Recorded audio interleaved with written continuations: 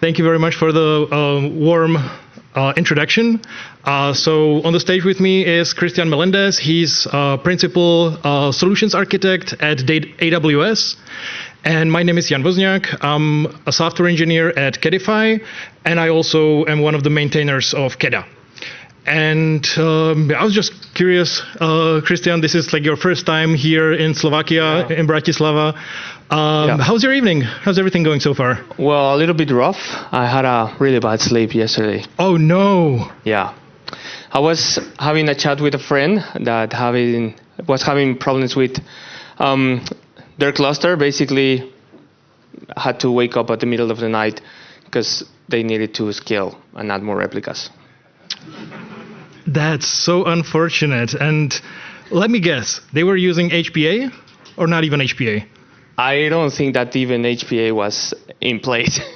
That's a rookie mistake. And this is a totally legit conversation. The situation happened for sure. It happens periodically. Every time we do the presentation. Coincidence? I don't think so.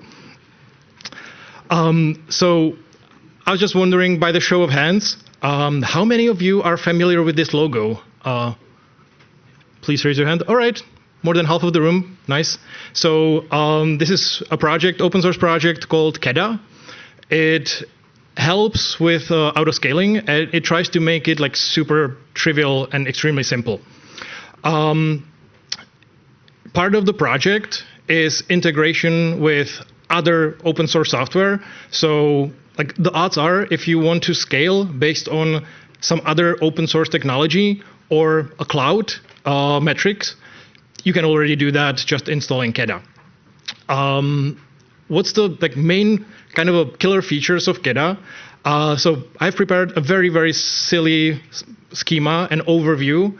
How many of you, again, a little exercise, how many of you are familiar with HPA? Who knows what is HPA?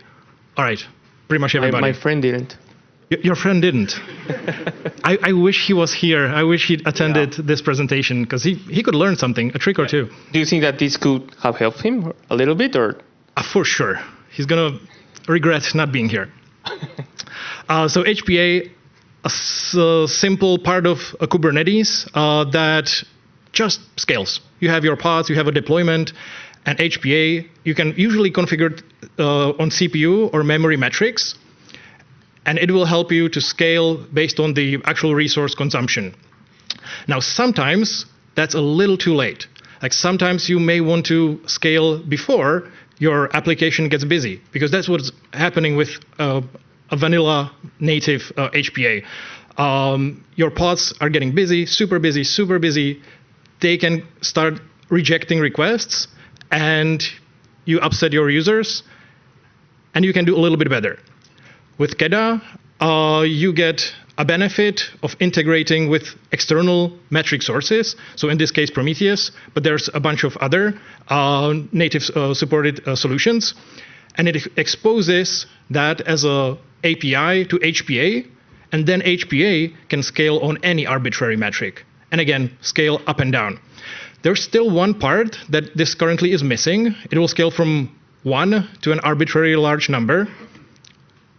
But you may want to also completely shut it down. You may want to deactivate your deployment, scale it all the way to 0, deal with the cold starts, and then scale it to 1. So to put it all in a single picture, HPA does majority of the scaling, and KEDA helps with scaling 0 to 1, and also with integrating of other external metrics. So wait a second. Wouldn't it be just easier to just set up the CPU threshold little bit lower and scale? That's a great question. And initially you could, but you will spend a lot of time on the infrastructure because you will have 20 pods that are doing half of the time almost nothing. So in order to utilize the maximum potential, you can try to do something else. Okay, got it. Now, how do you plug this into your application? How do you plug KEDA? You just install Helm chart, and then you create something called a scaled object. This is kind of a major difference between how you would do a Knative scaling and KEDA. With Knative, you have to redesign your entire application from scratch. With KEDA, you use your own standard Helm chart, and you just create one extra resource, and that is a scaled object. Initially, it might look a little complicated, but it's fairly simple. So let's look at the parts. Here you would define your boundaries, so min and max. So in our case, it will scale from 0 to 5. Then you define your target. So in this case, it is going to be a deployment called HTTP server. And then you define a set of triggers. It doesn't have to be just one. So like in case of a HPA, you can scale on both CPU and memory. With KEDA, you have, again, a bunch of other triggers, and you can combine them in various scaling scenarios. In our case, we are going to use an HTTP-based scaler, which calculates the number of requests per second. That's the request rate. And for every 10 requests per second, we're going to get an extra replica. So for 10, you'll have 1. For 20, you'll have 2. For 50, you'll have 5. And our trick question, how many are you going to have for 60 requests per second? Anybody knows? 5, yeah, because we defined a maximum of 5. Thank you. All right, and here is a time when I have prepared a little demo. It's scripted, because I cannot type and talk at the same time. But on the top, and you cannot see it, right? Yeah, you just need to go here and just exit like this. All right, perfect, thanks. I'm a dinosaur. I don't know how to use computers. Yeah, thank God I'm here. Thank you. So on the top part of the screen, you can see a simple command, getting deployments. Right now we have a single app, and it's running at 0 replicas. Then the second part here, this shows us a value of the metric. So right now there's no traffic at all. So it is reporting 0 metrics. And here, this part is going to show a simple graph in Bash, where it will deploy the number of actual running replicas over time. So right now we'll go through a cold start. I'm going to hit the spacebar, and hopefully the demo is going to start. Yeah, so we are warming up the application. This is a single curl command, and we have received OK 200. So the application instantly scaled from 0 to 1. It was pretty fast. Now we're going to try something a little bit more hands-on, and we're going to send a benchmark running 15 requests per second. You can see the metric is growing, and also the number of replicas has just increased. It scaled higher. So this was the result of the benchmark for over 16 seconds, 240 responses, all OK 200, roughly 15 requests per second. We're going to go a little faster, harder on our application with 50 replicas per second. And you can see it's scaling instantly. So it's not waiting. It's not reacting to your application getting busy and then scaling up. It's proactive. It's scaling before your application gets critically busy and before your customers are upset. And again, we see all were OK 200s. As soon as the benchmark terminates, we see the metric is going down, and so are the number of replicas, and it will again scale all the way down to 0. So thank you very much, and with that, I'm going to hand it over to you, Christian. Before that, I have 2 questions about it. Can you go back to the demo? Yeah. Because you showed two things. It was scaling really fast. Can you explain a little bit about how it was that possible, like collecting the metrics? And did you have to do something else? Because the demo that you show basically in the YAML file doesn't look like that you did something. Yeah. So this is a great question. Maybe I can, if I figure out how, I can show this slide again. So here, this is where KEDA again shines a little bit. With standard HPA, you get just a polling, and the polling interval is pre-configured and globally configured on the Kubernetes cluster. With KEDA, you not only need to poll, but for the activation, and deactivation, you can use push-based metrics and push-based scalars. And the HTTP scaler is one example of that, and it will push the live metrics to KEDA as soon as it gets them. So the first time the request lands on your Kubernetes cluster, that's where KEDA knows that it should start scaling. Did I answer your question? Yeah. You just showed that it was scaling to 5 replicas only. Why is that? What was that the maximum? Is that the limitation of Kubernetes, or? No, that's not a limitation of Kubernetes, and I don't know how to change a slide, unfortunately. Oh, I do. Okay, I figured it out. Or maybe not. All right, I did. And that's because it was just defined on the scale object. What will happen if you need to add more replicas? Well, I guess that at some point the capacity of the cluster will be constrained, right? Yeah, what I usually do is I would just run my Terraform script and bump the number of nodes and provision some new nodes, so the pods have a place where they can land again. All right, I see that you will have to wake up at the middle of the night again. Just let me show you something. Let me show you something, because we came out with this a few years ago. There's a project called Karpenter that is basically helping on that matter. So for Kubernetes autoscaling, one thing that you need to know is that we have basically 2 categories. One is going to be about scaling out your workload, which is basically adding more replicas. But at some point, you will need to have some help scaling out the infrastructure under the hood, right? If at some point the capacity is constrained, typically what you have right now might be cluster autoscaler that reacts on when you have pending pods. Because there's no capacity available, it will launch a new instance into the cluster. So with Karpenter, basically what it was a project that started in 2021 from AWS. Now it's open source. It's been always open source, but now it's donated to the CNCF. It's what we did as well with that donation is that we split the core of Karpenter, and now we have the core of Karpenter and the implementation of AWS. That means that it's allowing other cloud providers or any other infrastructure provider to implement its own flavor of this autoscaler, basically. Wait, Christian, so that means if I have on-prem cluster that's a bare metal, I can still use Karpenter? If there is an implementation of it. So basically the core Karpenter is kind of like if we're talking like programming language, it will be the interface, and the implementation will be like AWS or bare metal, where you will have to implement that interface. And that means also I can turn off the PagerDuty in the middle of the night and I don't have to run the Terraform script, right? Yes, exactly right. Nice. Exactly right. So Karpenter takes a different approach from what Cluster Autoscaler does. Instead of just reacting about pending pods, it actually does a bean packing algorithm, right? So it based on the constraints that you have in your workloads, in your pods, meaning like topology constraint or affinity or a toleration or anything that will make the pod to schedule into something different, Karpenter can react on that. And it's basically working in tandem with the kubescaler.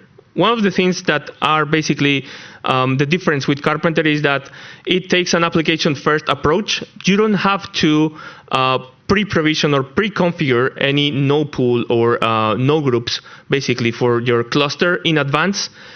Karpenter, as long as you have one no pool, it's basically the CRD, and you define the constraints of the capacity that you would like to launch there, Karpenter can launch based on that, right? So the other thing that I would like to highlight here is that Karpenter works in tandem with the kubescaler. So something similar to what KEDA is doing with HPA, Karpenter is working in tandem with the kubescaler. It tries to anticipate by doing heuristics. It's not perfect. You know that it's very complicated code and too many conditions that you will have to evaluate in the kubescaler. So Karpenter stays away from that and tries to anticipate beforehand that. So when you have pending pods, what it will do is that it will try to simulate that scheduling that the kubescaler is going to do and say like, hey, if I will have this capacity, this kubescaler will do this. So Karpenter, what it's going to do is that it's going to launch only the capacity that you need, at the cheapest price available. So currently, talking about this in terms of AWS, if you're launching on-demand instances, it's going to launch one that has the lowest price. And if it's a spot instances, which is basically our spare capacity that we have in our data centers, it's going to launch the one that has more spare capacity, but at the same time is cheaper. And how does Karpenter know what's the cheapest instance? Karpenter has no clue about it. The only thing that it does from the AWS implementation point is that there are APIs that we expose that can give you a hint about the pricing. But at the end of the day, for example, for Spot, it's very complicated to get that metric, and the price that you're going to get charged at the end of the month is the one that you will see there. But Karpenter tries to order that and then say like, hey, I have these 60 instance types, and let the EC2 API do its best. You know what the capacity is, and you know how it is. So it's basically kind of like a secret sauce of each cloud provider of how to launch that capacity. Nice. So I don't even have to worry about the pricing anymore. No. It's going to take care of you as long as you are not that restrictive. So if you start to say like, hey, Karpenter, I know more than you and I'm better than you, that's where basically the problems could come, right? You just let Karpenter and EC2 or the cloud provider implementation to do its job because they are the subject matter experts about that capacity. And Karpenter will do its best. And actually, I'm going to show you that. So before jumping into that, just want to highlight very, very quickly how it works. So imagine that you have the cluster capacity here represented in a few boxes here, and you have the pending pods. When you have those pending pods, the kubescaler is going to schedule those pods where there's capacity. The rest of pods will be basically in the pending state. This is what Karpenter will use as a trigger, and it will start launching only the capacity that it needs. All right. As I said before, it does this by following the beam backing mechanism. So it's basically like order the pods in descending order, first by CPU and then by memory, and tries to put as many pods as possible into one bin. Depending on the constraints, it might decide to create a virtual node, an extra virtual node to comply with those constraints, right? Like I said before, we could dive deep this into the process, but it's basically using an existing algorithm for doing this. Now, before I jump into something that I would like to show you, Karpenter does a great job at adding the capacity that you need and being as efficient as possible.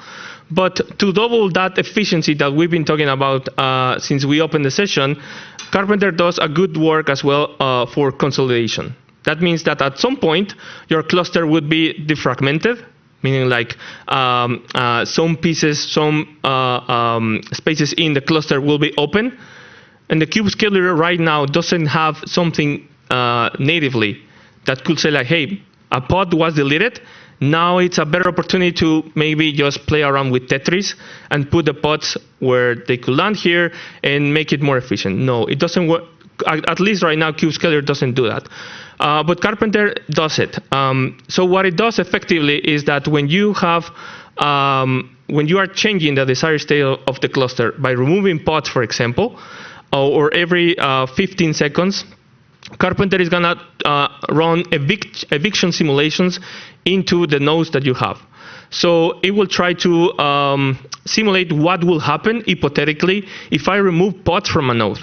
I could either delete or because it's gonna be empty, or I could either replace the node with a cheapest one, right? With a cheaper one. So imagine that you have, in this case, you have less pods. You can clearly see that the node box representation at the right, it only has 2 pods, but it has space for more pods as well. But you don't have any other pods. So Karpenter will run this simulation again. It's very deterministic. It doesn't have any AI. I always get this question. It doesn't have any AI. It's very deterministic. It's going to do it once and again. The same simulation that I'm talking about. So if I do this, what will happen is that Karpenter is going to say like, hey, you know what? I can launch a smaller node, and that's gonna basically reduce the bill for you, and I can just simply move the pods over here. I said I can simply move, but Karpenter does not do the schedule, right? Karpenter, even though you see that it might look like that it does a lot of things, Karpenter does not take care of the scheduling process, because what I said before is it's working in tandem with the kube scheduler. So when that happens, effectively, it's like, hey, I evicted those pods, kube scheduler is your job now. So it's empty, it's going to remove it. Now, that's one last example. Imagine that, again, you remove some pods. You cannot launch a smaller one because that's basically the smallest that you can get based on your constraints. So what it's going to do is basically, you can clearly see visually that one pod could be moved to another node. So it's going to do that, and then it's going to leave this node empty, right? And believe it or not, this is a way that you can reduce the bill. And if we mix it up with KEDA and Karpenter, you can actually get 10 times lower bill. That's a bold statement. Yeah. You know what? I'm actually going to make a commitment. In the past, we've already presented this, made the same commitment that whatever we save, I'm going to give that to my children as an allowance. They were very happy about it, and they told me, why don't I present more often? So I'm going to make the same commitment, and I'm going to be poor. All right. So the first thing that you need to note is that, of course, we need to start with defining the EC2 node class and the node pool as well, right? So I'm going to start creating those objects over here. You're going to see here that, if I do this again. Can you increase your... Yeah, 1 second.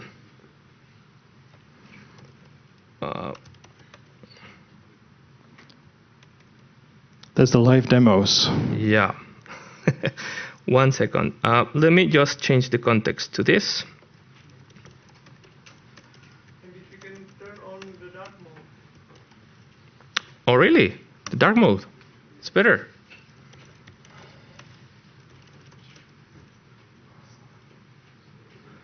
All right. So let's go over here. Now I'm going to deploy this, and of course it's going to deploy the EC2 node class and the node pool as well. And it's basically, like I was saying before, it's going to basically just show you or defining the constraints that I have. I'm going to show you in a moment if we have time for it. But that's it. The cluster, in here you're going to see the nodes that Karpenter is going to launch. Right now I only have 2 nodes that were basically the Karpenter controller is running and the KEDA controller is running as well. And I'm not doing anything else, but I just filter in the nodes so that you can see those. In here, you're going to see the Karpenter logs. We're not going to read all the logs, but I'm just going to highlight a few things that I want you to see, right? So basically, what I'm going to do is to deploy a simple application. And then I'm just going to, you can see here that nothing is pending over here, and I'm just going to scale it. Going to set to 10 replicas.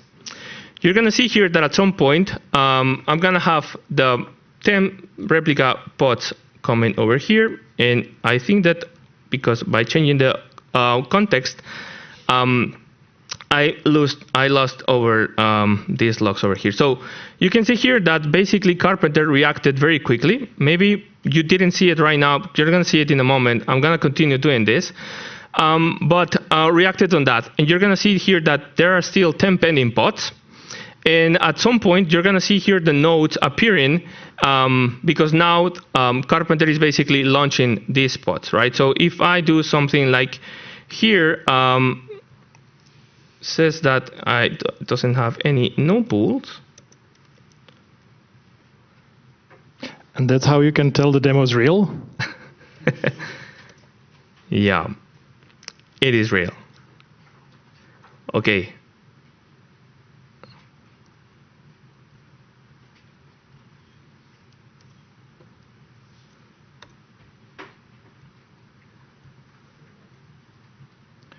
Meanwhile, maybe a quick survey. So how many of you use Karpenter? All right, that's a good crowd. How many of you use Karpenter anywhere else but AWS? There's 2 hands. Nice. Brave people. Did you also contribute to Karpenter? Did you have to write any code? Nice. Nice. All right, so it looks like, again, I was in the wrong cluster again. Sorry for that. So I'm going to start over here. I'm going to start creating the node pool. Yeah, so I have the node pool already. Going to launch the application. You're going to see here that basically I'm going to repeat the process of having 10 replica pods here. You're going to see here in a moment, yeah, you see that? So now Karpenter reacted on this. You have pending pods here. And as soon as you got that, Karpenter started to create the node. Notice at some point here, the price that we're going to be paying for the node monthly, right? So again, this is an estimation right now, and we are not applying any of the rules of the efficiency that we've been talking about, right? So I just wanted to have that in a good in that first stage, right? So if I continue trying to optimize this, what are the other things that we can do? So for example, with in AWS, we have what is called Graviton instances. So it's basically, they are based in the ARM-based architecture. The reason for highlighting that is just simply because by adding an additional architecture to the node pool, Karpenter is gonna see like, hey, typically these instances are 20% cheaper than the comparable x86, and it's gonna notice this. So you can see here that the price difference is lower and still is on demand, and Karpenter noticed that. So remember that process of consolidation that I mentioned before? This happened again as well. So the cheapest one is gonna be launched right now, and you can see in a moment that the pods are gonna be moved. But wait, Christian, the price actually increased. Yeah, but that's a momentary increase, simply because the tool is taking into consideration the monthly cost, but you can clearly see here that the difference is gonna be lower, right? So as soon as this happens, yeah, we're gonna see the savings. Yes, exactly. So once this node is removed, you can see here that basically, even if you didn't see it very clearly here, Karpenter waited for the new nodes to be ready before evicting those pods, right? Because there are basically two types of disruptions that you could have in the Karpenter jargon, basically. One, it's gonna be like something that you expect, like in this case, consolidation process. It can wait, and it's gonna do it as gracefully as possible, and it's gonna wait for that node to be ready. Else, it won't do it. The nodes will be stuck in there. We have other things that we will need to look around, right? So you can see here now that we went from 470 and some change to 426. Yes. Nice. But just adding the possibility to use Graviton instances, right? Now, let's imagine that we are going to be running some load test. You know, 4x large instance for 10 pods is quite like too much, right? So imagine that you're going to be optimizing your pods after doing some run test, and you can see here that your pods actually do not need that much capacity or that much number of requests of CPU and memory. This is good because it's gonna basically, you can see here that at some point Karpenter is gonna notice that it's clearly that it's not using all the capacity that could be used. By the way, this is just showing the reserved capacity. It's not showing any utilization because I'm not sending any load to the pods right now. So again, disrupting nodes, and it's gonna reason underutilize, and it's gonna replace the node with instead of a 4x large, it's gonna be an x large. You can see here that a few pods are running here already. Those are gonna be the kubelet and the kube proxy as well. Then the rest of the pods will be moved over here. But you can clearly see again that Karpenter always tries to follow the mantra of optimizing the cost for you. And again, you're gonna see a temporary increase here, but at some point when when this node is being deleted, you're gonna see that in action. The reason why we wanted to show this is simply because you can see here that as long as you have configured Karpenter to work in such a way, Karpenter is gonna follow the instructions that you give them. So if you optimize your workload to use less resources, Karpenter can do its job of launching or consolidating and replacing that. right? So while that happens, what I'm gonna do while we see the update in the cost, the other thing that I mentioned to you is basically about spot instances. So spot instances, as I was saying before, is basically the spare capacity that we have in our data centers. In order for you to launch an instance at the minute, we need to provision capacity physically for that to happen, right? So instead of having that capacity being there accumulating dust, we sell it under a spot model. You can get up to 90% discounts from the on-demand price. And before that, let me pause that. You can see here, John, 100. That's impressive. So 450 to 100. You're gonna have to think about buying something really good to your kids. Yeah. All right. So what I'm gonna do right now is basically just add the option to launch spot instances. As I was saying before, Karpenter is gonna notice that. It's gonna know that spot instances are cheaper than on demand, and it's gonna go and basically replace that instance with a spot. You're gonna see here again, it automatically. I'm not doing anything in Karpenter. I'm not doing anything already in this because I did it already, right? So you can see here that disruption happened. Notice that it happened very quickly. It launched in a new spot. And you can see here that, again, it's Graviton instance, X large, same instance, same type, but look at the price. By the way, this is the same instance, but it's simply because it could be another instance type in another availability zone. But happens that EC2 told Karpenter, hey, this is the one that has more spare capacity at this exact moment and is the cheapest one. So I'm gonna go for it, and you're gonna use it. So that's basically it. You're gonna see here that in a moment when this finishes, you're gonna see the final price. How? By applying just Karpenter and doing the job of making sure that you're only requesting what you need, being as flexible as possible, because with Spot and even with on-demand, the more flexible you are with the instance types, Karpenter is gonna have more options to choose from, and the EC2 API fleet in this case is going to choose the cheapest one.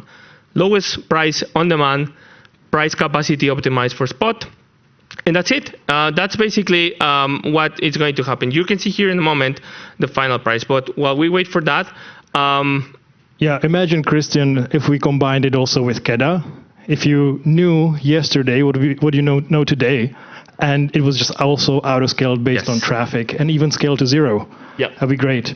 So thank you very much. This was a very expensive presentation for me, but it kind of demonstrates that cloud doesn't have to be expensive for you if you're clever with auto-scaling. So yeah, if you don't, thank you. These are the links where you can find the demo that we use and a few other blueprints. And if you don't mind, we can leave us the feedback on that survey. That we will be very appreciative of that. And look for it. A new book is gonna be released about Kubernetes autoscaling, where I'm going even more deeper into all of these topics, KEDA and Karpenter, and autoscaling in general. So feel free to reach out, and happy to have to answer any questions.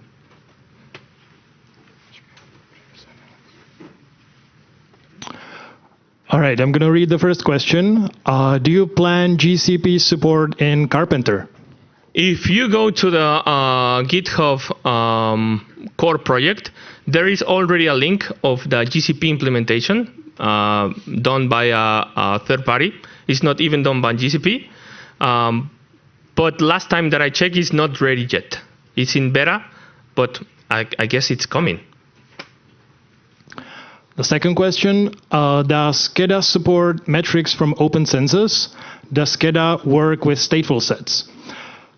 The second part of the question, yes, it works with any resource that has a scale sub-resource. So even if you're using cluster API, you can use KEDA to scale your cluster. And support metrics from open census, love the question.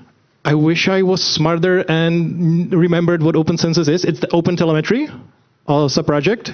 Is that right or no? Does anybody know? Okay. Okay. Yeah. So yeah, it does. Can you make Karpenter aware of reserved instances to primarily utilize those? Yes.